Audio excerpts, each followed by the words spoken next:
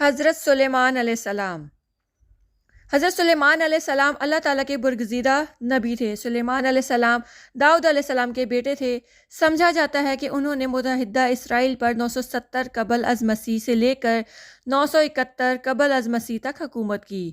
ان کے بعد ملک اسرائیل کے دو حصے شمالی اور جنوبی ہو گئے۔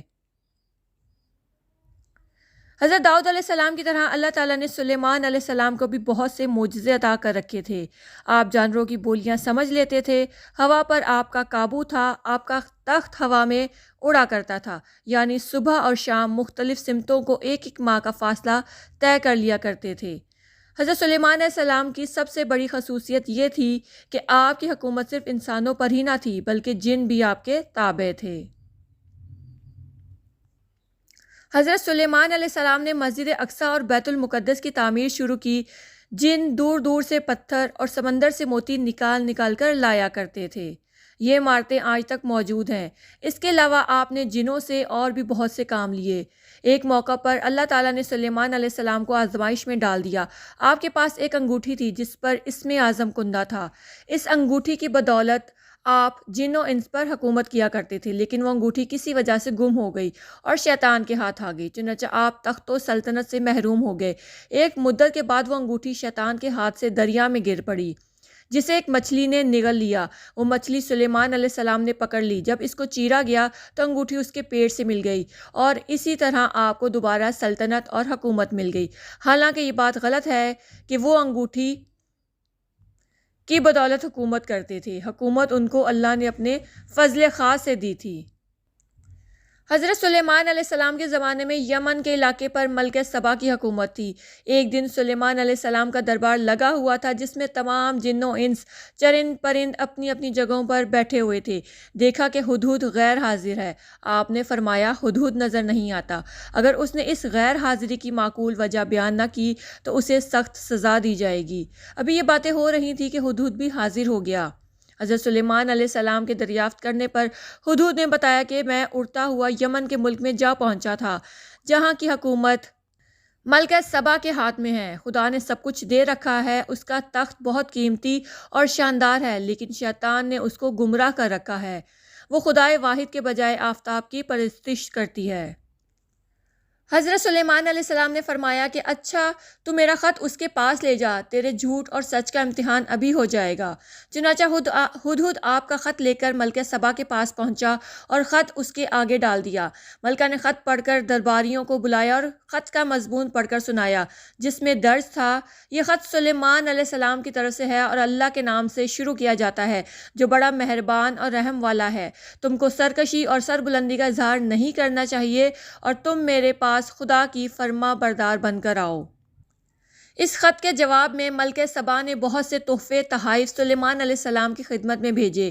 آپ نے ان تحائف کو دے کر فرمایا کہ ملکہ نے میرے پیغام کا مقصد نہیں سمجھا۔ آپ نے ملکہ کے سفیروں کو دیکھ کر فرمایا، تم نہیں دیکھتے کہ میرے پاس کس چیز کی کمی ہے؟ یہ تحفے واپس لے جاؤ اور اپنی ملکہ سے کہو کہ اگر میرے پیغام کی تعمیل نہ کی تو میں عظیم الشان لشکر لے کر وہاں پہنچوں گا اور تم کو رسوا اور ذلیل کر کے تمہارے شہر سے نکال دوں گا۔ جب قاصد حضرت سلیمان علیہ السلام کا پیغام لے کر ملکہ کے پاس گئے تو اس نے یہی مناسب سمجھا کہ خود سلیمان علیہ السلام کی خدمت میں حاضر ہو جائے۔ جب حضرت سلیمان علیہ السلام کو ملکہ کی روانگی کا علم ہوا تو آپ نے فرمایا کہ دربار والوں میں کوئی ایسا ہے جو ملکہ کا تخت یہاں لے آئے؟ ایک جن نے کہا کہ آپ کے دربار برخاست ہونے تک میں تخت لا سکتا ہوں اور میں امین بھی ہوں۔ آپ کے وزیر آصف بن برقیہ نے کہا کہ میں آنکھ جھپکتے تک اس کا تخت پیش کر سکتا ہوں۔ اس نے اسم اعظم پڑھا تو ملکہ سبا کا تخت حاضر ہو گیا، اور جوں ہی حضرت سلیمان علیہ السلام نے مڑ کر دیکھا تو ملکہ کا تخت وہاں موجود تھا۔ اس پر حضرت سلیمان علیہ السلام نے اللہ تعالیٰ کا شکر ادا کیا اور فرمایا کہ خدا کا یہ فضل میری آزمائش کے لیے ہے تاکہ وہ دیکھے کہ اس حالت میں بھی اس کا شکر ادا کرتا ہوں یا نہیں۔ اب آپ نے حکم دیا کہ اس کی شکل بدل دی جائے۔ جب ملکہ سلیمان علیہ السلام کے دربار میں پہنچی تو اس سے پوچھا گیا، کیا تیرا تخت بھی ایسا ہی ہے جیسا یہ ہے؟ اس نے کہا، یہ تو وہی ہے۔ ملکہ سبا نے حضرت سلیمان علیہ السلام کے پیغمبرانہ جاہ و جلال کو دیکھ کر دین حق قبول کر لیا۔ حضرت سلیمان علیہ السلام کی وفات کا واقعہ بہت منفرد ہے۔ حضرت سلیمان علیہ السلام کے حکم سے جنوں کی ایک جماعت ہیکل سلیمانی بیت المقدس بنانے میں مصروف تھی کہ حضرت سلیمان علیہ السلام کی وفات کا وقت آن پہنچا۔ آپ ایک لاٹھی کے سہارے کھڑے ہو گئے اور انتقال فرما گئے۔ جنوں کو آپ کی موت کی خبر نہ ہوئی اور وہ اپنے کام میں لگے رہے۔ آخر ایک عرصہ کے بعد جب ان کی لاٹھی کو دیمک نے چاٹ لیا تو وہ بودھی ہو کر ٹوٹ کر گر پڑی اور حضرت سلیمان علیہ السلام جو لاٹھی کے سہارے کھڑے تھے وہ بھی گر پڑے۔ اس وقت جنوں کو معلوم ہوا کہ حضرت سلیمان علیہ السلام تو مدت سے انتقال کر چکے ہیں۔ حضرت سلیمان علیہ السلام اپنے زمانے کے امیر ترین آدمی تھے۔ اگر آج کے حساب سے دیکھا جائے تو وہ 2200 ارب ڈالر کے مالک تھے۔ اپنے 39 سالہ دور حکومت میں انہیں ہر سال 25 ٹن سونا بطور نذرانہ ملتا تھا۔ اب آپ کو یہ بتاتے چلیں کہ حضرت سلیمان علیہ السلام نے وہ تمام دولت کہاں رکھی تھی۔ ہیکل سلیمانی کی تعمیر حضرت داؤد نے شروع کی تھی، جن کی وفات کے بعد حضرت سلیمان علیہ السلام نے اسے مکمل کیا۔ اس کی تعمیر کے لیے بیرون ملک سے معمار بلوائے گئے تھے جو حضرت سلیمان علیہ السلام کے غلام نہیں تھے اور اس وجہ سے فری میسن کہلاتے تھے۔ ہیکل سلیمانی میں انہوں نے حضرت سلیمان علیہ السلام کے خزانے کے خفیہ تہہ خانے بھی تعمیر کیے۔ ہیکل کی تعمیر مکمل ہونے کے بعد وہ ملک سے چلے گئے، لیکن یہ راز نسل در نسل اپنی اولادوں کو منتقل کرتے رہے۔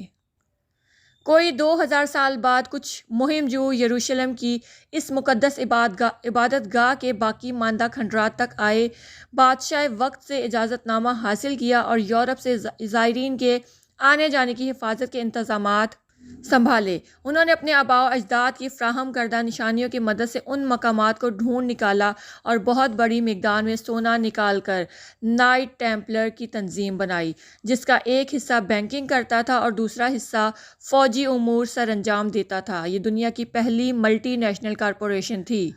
بینکنگ کے امور میں مداخلت کی وجہ سے رومن چرچ ان کا شدید دشمن بن گیا اور پورے یورپ میں نائٹس ٹیمپلر کے خلاف اقدامات کیے جانے لگے اور 1312 کے بعد ان کا خاتمہ ہو گیا۔